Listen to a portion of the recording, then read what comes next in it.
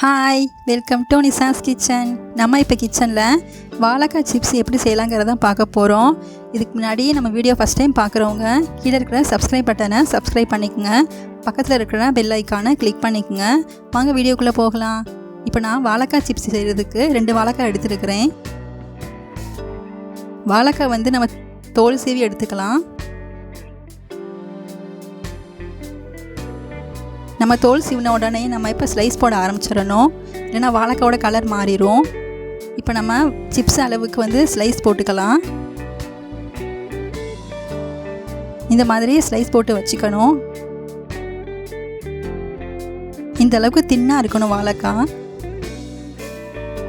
இதில் சின்ன சின்ன பீசஸ் வர பீசஸை எடுத்து போட்டுருங்க, இல்லைன்னா பொரிச்சோன்னா கசக்கும்.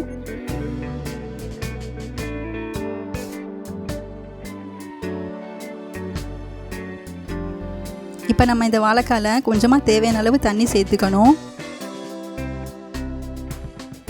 ஒன்றோட ஒன்று ஒட்டி இருக்கிற வாழைக்காவை தனித்தனியாக எடுத்து விட்டுக்குங்க.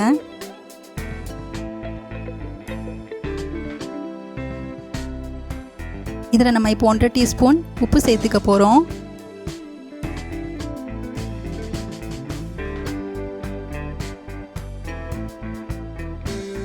ஒரு டீஸ்பூன் மஞ்சள் தூள் சேர்த்துக்கலாம்.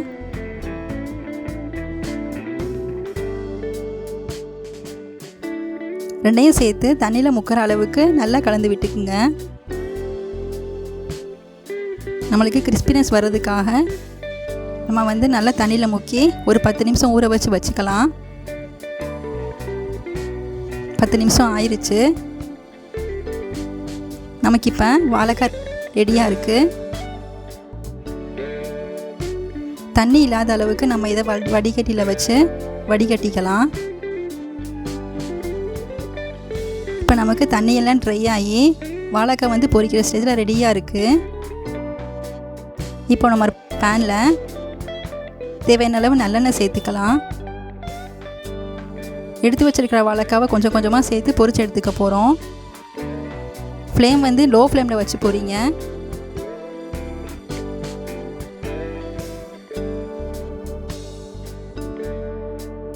இந்த மாதிரி நம்மளுக்கு லைட் ப்ரௌன் ஆனவுன்னு வெளியே எடுத்துடணும். கலர் வந்து மாறக்கூடாது, இல்லைன்னா கசக்கும். இப்போ நமக்கு வாழைக்காய் சிப்ஸ் ரெடி ஆயிடுச்சு. கொஞ்சமாக உப்பும் மிளகாத்தூளும் தூவி நம்ம இப்போ சர்வ் பண்ணிக்கலாம். இதே மாதிரி நீங்கள் உங்கள் வீட்டில் ட்ரை பண்ணி பாருங்கள். நம்ம சேனலை மறக்காமல் சப்ஸ்கிரைப் பண்ணுங்கள், லைக் பண்ணுங்கள், ஷேர் பண்ணுங்கள். Thank you friends.